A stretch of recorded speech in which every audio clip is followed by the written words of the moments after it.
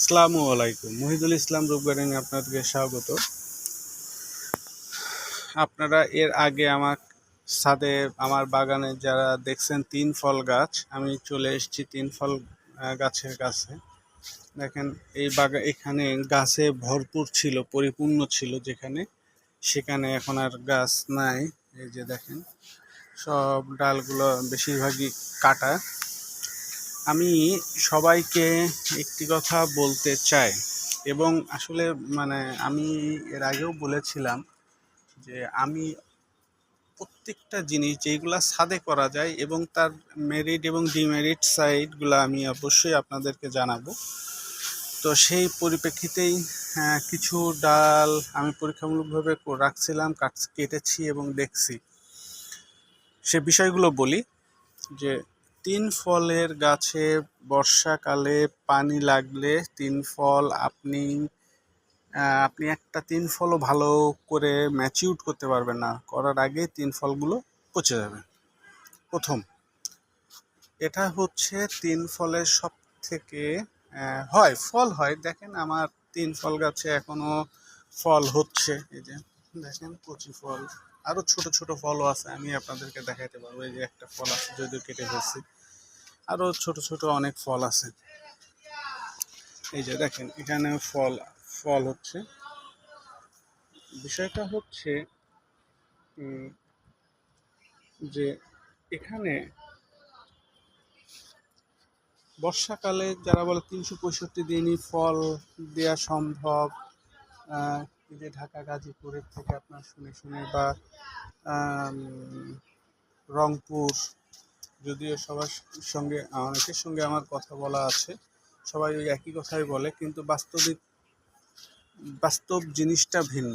বাস্তব জিনিসটা হচ্ছে কেমন হয়। এই যে দেখেন গাছটার অবস্থা, এই যে এত পরিমাণে ফাঙ্গাস লাগে যে আপনি ফাঙ্গিসাইড দিয়ে গাছটাকে এই ফাঙ্গাস অ্যাটাক কন্ট্রোল করতে পারবেন না, সম্ভব না এটা। আর ফলগুলা কেমন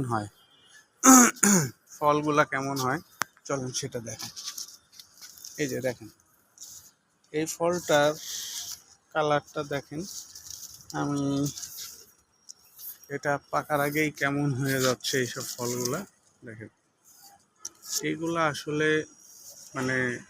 খুবই একটা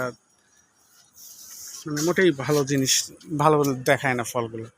যাই হোক, যেটা বলতে চাচ্ছিলাম, তো এটা বর্ষার পানি যদি না লাগে তাহলে এই গাছগুলা ভালো করা সম্ভব। আর আমি মূলত কিছু গাছ রেখেছি এই কারণে যে আপনাদেরকে দেখানোর জন্য যে গাছগুলা কি পরিবেশ, কি অবস্থায় বর্ষাকালে কেমন হয় আর অন্য টাইমে কেমন হয়। যদিও গত বর্ষাকালে আমার গাছগুলা ছোট ছিল, তখন তারা গ্রোয়িং স্টেজে ছিল, যার কারণে আমি তো তখন দেখাতে পারি না। আর এখন তারা পূর্ণ বয়স্ক হয়েছে, ম্যাচিউরড ফল দিয়েছে। আমি আপনাদেরকে অনেক ভিডিও করে দেখিয়েছি এর পাকা ফল বা ফলের ওয়েট, এর স্বাদ কেমন। যাই হোক, এই তিন ফলের সমস্ত ভিডিও, এর আগের ভিডিওগুলো দেখতে, আমার বাগানটা কেমন ছিল সেগুলো যদি দেখতে চান, তাহলে অবশ্যই আমার চ্যানেলে যেয়ে দেখে আসতে পারেন।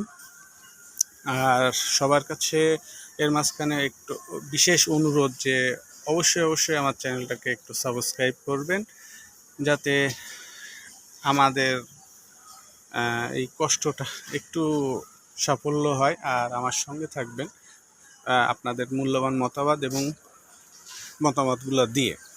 যদি কোনো কিছু জানার থেকে অবশ্যই আমাকে ফোন করতে পারেন এবং কমেন্টসে লিখবেন, আমি ইনশাল্লাহ আপনাদেরকে উত্তর দেওয়ার বা জানানোর চেষ্টা করব। আর আপনাদের ভিডিওটি কেমন লাগলো সেটাও অবশ্যই কমেন্টসে জানাবেন। তো এই গাছগুলো আমি অবশ্য কাটিং করেছি, জানি না চারা কাটিং করলে চারা হবে কিনা, কারণ আমি বিগত অনেকগুলা কাটিং মিস করেছি। যেভাবে আমি এর আগের বার আমি গতবার কাটিং করেছিলাম সেইভাবে কাটিং করেছি, তাতেও চারা মারা গেছে, প্রচুর চারা মারা যাচ্ছে, জানি না কেন মারা গেছে। তো আসলে যেটাই হোক, গাছ